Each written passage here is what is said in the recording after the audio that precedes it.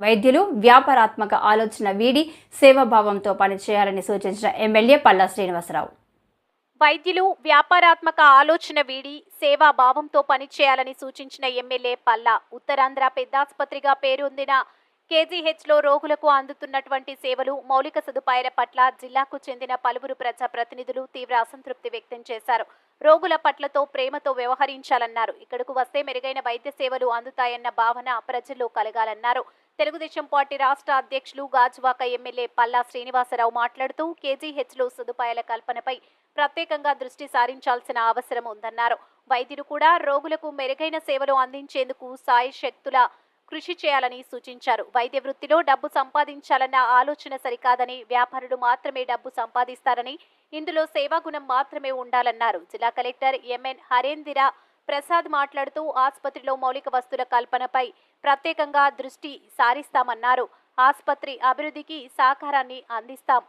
మరో పెద్దలు గౌరవనీయులు కాలేజ్ ప్రిన్సిపల్ గారు అయినటువంటి మెడికల్ కాలేజ్ ప్రిన్సిపల్ గారికి, అలాగే డిఎంహెచ్ఓ జిల్లా అధికారి అయినటువంటి జగదీష్ గారికి, వేదిక ముందున్నటువంటి డాక్టర్స్కి, ప్రొఫెసర్స్కి, ఇంకా మిగతా వైద్య ఆరోగ్య సంబంధించినటువంటి అధికారులకు, సిస్టర్స్కి అందరికీ కూడా పేరు పేరున, నర్సింగ్ స్టాఫ్ అందరికీ కూడా పేరు పేరున నా నమస్కారాలు తెలియజేస్తున్నాను.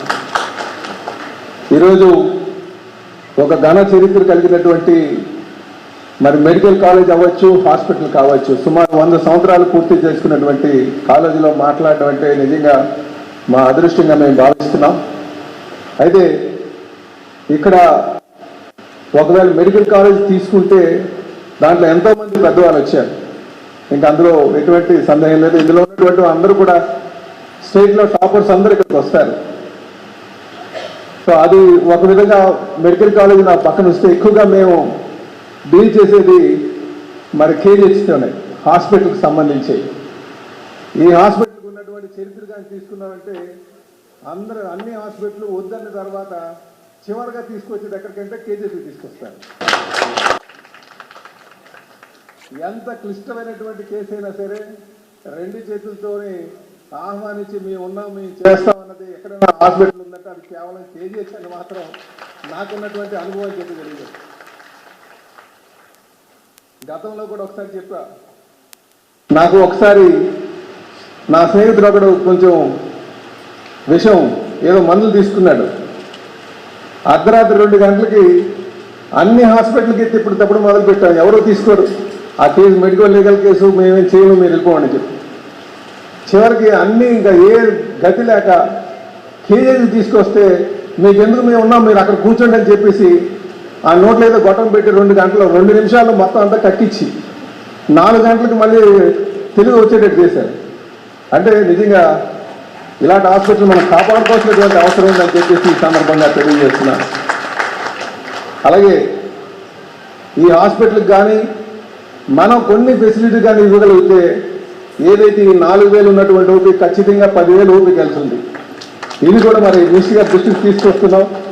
దీనికి మనం మంచి ఎలాగైతే మా విష్ణు గారు చెప్పారో, ఈ మెడికల్ స్టాఫ్ షార్టేజ్ కావచ్చు, ఇంకా ఫెసిలిటీస్ కావచ్చు, నర్సింగ్ స్టాఫ్ షార్టేజ్ కావచ్చు, బెడ్ షార్టేజ్ కావచ్చు, దీని మీద మీరు ప్రత్యేకమైన దృష్టి సారించాల్సినటువంటి అవసరం ఉంది. ఆ నమ్మకం మీ మీద మాకు ఉందని కూడా ఈ సందర్భంగా తెలియజేస్తున్నాం. అలాగే ఈ గవర్నమెంట్ బిల్డింగ్స్ సంబంధించిన ముఖ్యంగా మినిస్టర్ గారికి తెలియజేసేది ఏంటంటే, కేజీహెచ్కి ఒక ఆర్కిటెక్చరల్ డిజైన్ ఉంటుంది. మీరు చూడండి, ఆ స్టోన్ క్లాడింగ్తో ఒక అందంగా మెయిన్ రోడ్ మీద కూర్చుంటే ఒక అందంగా బిల్డింగ్ కనిపిస్తుంది. కానీ సబ్సిక్వెంట్గా చేస్తున్నటువంటి బిల్డింగ్స్కి వచ్చి మామూలు ప్లాస్టింగ్ చేసి పడేస్తున్నారు.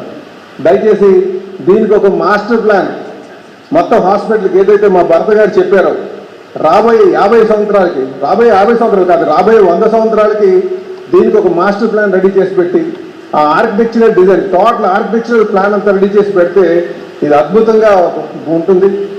ఎంతోమంది పేషెంట్లకు ట్రీట్ చేయడానికి ఆస్కారం ఉంటుంది, ఎంతోమంది గొప్ప డాక్టర్స్ రావడానికి ఆస్కారం ఉంటుందని చెప్పి తెలియజేస్తూ, అలాగే ఈ మెడికల్ కాలేజ్ గతంలో ఒకసారి ఢిల్లీలో ఒక ఎంపీ గారు మాట్లాడుతూ విన్నాను. ఈ మెడికల్ కాలేజుతో పాటు ఏదైతే ఈ హాస్పిటల్కి ఉన్నటువంటి ఓపీని తీసుకుంటే ఇంకో 2 ప్రైవేట్ కాలేజీని కూడా దీనికి లింక్ చేయొచ్చు, టీచింగ్ కాలేజెస్ని.